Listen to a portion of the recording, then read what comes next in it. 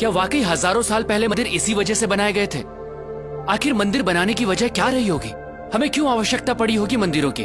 क्यों हमारे इतिहास में ऐसे ऐसे मंदिर बनाए गए जिन्हें बनाने में दशकों लग गए थे? दोस्तों, डिवाइन पावर को और इंटेंसिफाई रूप में पाने के लिए मंदिर बनाए गए। इसे यूं समझिए, जिस तरह साउंड वेव्स को कैच करने के लिए सेलफोन चाहिए, ठीक उसी तरह डिवाइन पावर को उसकी नेचुरल इंटेंसिटी में कैच करने के लिए चाहिए एक पावरफुल टूल, जो है मंदिर। एक तरह से यूं समझिए, कॉस्मिक कनेक्शन के लिए बनाए गए पावरफुल टूल है मंदिर।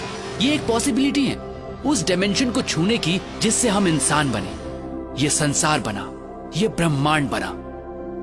और ब्रह्मांड में दूसरे आयामों से कनेक्शन बैठाने के लिए हमारे पूर्वजों ने न सिर्फ मंदिरों में डिवाइन स्ट्रक्चर स्थापित किए, बल्कि उन्हें कॉन्सिक्रेट यानी प्राण प्रतिष्ठित भी किया। प्राण प्रतिष्ठा मतलब मूर्तियों में जान आ जाना नहीं होता है दोस्तों, ये प्राण एनर्जी की तरह प्रतिष्ठित किए जाते हैं।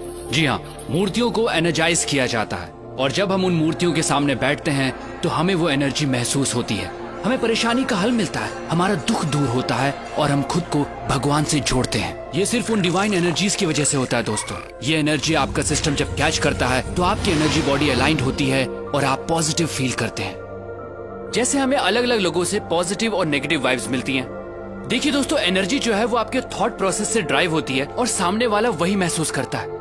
ठीक उसी तरह जब हम प्राचीन मंदिरों में जाते हैं तो हमें वहाँ की पॉजिटिव वाइब्स महसूस होती है।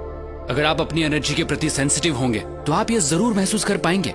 कई मंदिरों की एनर्जी ऐसी होती है कि आप अपने आंसू नहीं रोक पाते, आप इमोशनल हो जाते हैं। हो सकता है आप गिल्ट महसूस करें उस काम के लिए जो आपको गलत लगता है। ऐसी जगह आपको मेल्ट करती हैं, आपको लाइट करती हैं, आपको हल्कापन महसूस कराती हैं।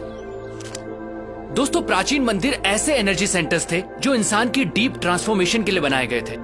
तभी तो मंदिरों में जाने से पहले नहाया जाता था, ताकि आपकी बॉडी उस एनर्जी के लिए और रिसेप्टिव बने। मंदिर कॉस्मोस के साथ अपना कनेक्शन बैठाने की जगह के तौर पर बने थे, जहां आंख बंद करके ब्रह्मांड के आयामों से जुड़ा जाता था। तभी तो आज भी जब हम मंदिर जाते हैं तो कुछ देर आंख बंद करके जरूर बैठते हैं। आप इस दुनिया में कब आए, कब जाएंगे, क्या खाते हैं, क्या कमाते हैं, इससे कोई फर्क नहीं पड़ता। आपको जीवन में कभी न कभी सोर्स ऑफ क्रिएशन से जुड़ने की जरूरत जरूर महसूस होगी। आप उस एनर्जी को महसूस करना चाहेंगे जिससे आप बने हैं। मंदिर उस मार्ग का द्वार है। हम ये नहीं कहते कि सिर्फ मंदिर जाकर ही ये संभव है दोस्तों। अगर आपके घर में मंदिर जैसा एनवायरनमेंट है, कॉन्सिक्रेटेड मूर्ति है, तो आप कॉस्मोस के साथ अपने कनेक्शन को और स्ट्रॉन्ग कर सकते हैं। हमें जितना हो सके इस एनर्जी के पास रहना चाहिए, प्राण प्रतिष्ठित स्थानों पर जाना चाहिए। खासकर 14 साल से कम उम्र वाले बच्चे अगर कॉन्सिक्रेटेड स्पेसेस पर रेगुलरली जाते हैं तो उनकी एडोलेसेंस प्रॉब्लम्स बहुत हद तक अपने आप रिजॉल्व हो जाती हैं। दोस्तों, मंदिर या कहिए कॉन्सिक्रेटेड स्पेसेस उस डायमेंशन से जुड़ने का द्वार है जहां से हमारी उत्पत्ति हुई है।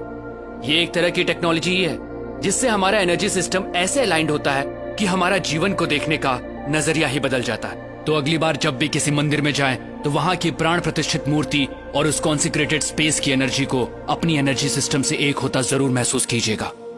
दोस्तों, सनातन धर्म सिर्फ धर्म नहीं है, ये एक सोच है, ये एक साइंस है जिसे हजारों साल पहले इवॉल्व किया गया था, जो इंसान को अपग्रेड करती है और आज भी ये उतनी ही एप्लीकेबल है। दोस्तों, इस मॉडर्न युग में हम बाहरी तौर पर बहुत बदल चुके हैं, लेकिन हमारे अंदर इंसान अब भी वही है और आज भी सनातन प्रैक्टिसेस और साइंस हमें अपग्रेड करने के लिए उतनी ही एप्लीकेबल हैं। सनातन सोच के माध्यम से मैं ऐसी ही चीजें, ऐसी ही साइंस आप तक पहुंचाता रहूंगा। दोस्तों, अगर आपके दिमाग में भी ऐसी कुछ प्रैक्टिसेस हैं, साइंस हैं, तो आप मुझसे जरूर शेयर कीजिएगा, क्योंकि हमें लगता है इस वक्त वर्तमान में सनातन सोच की आवश्यकता है, क्योंकि यही हमारा भूत है और यही हमारा भविष्य। प्रणाम।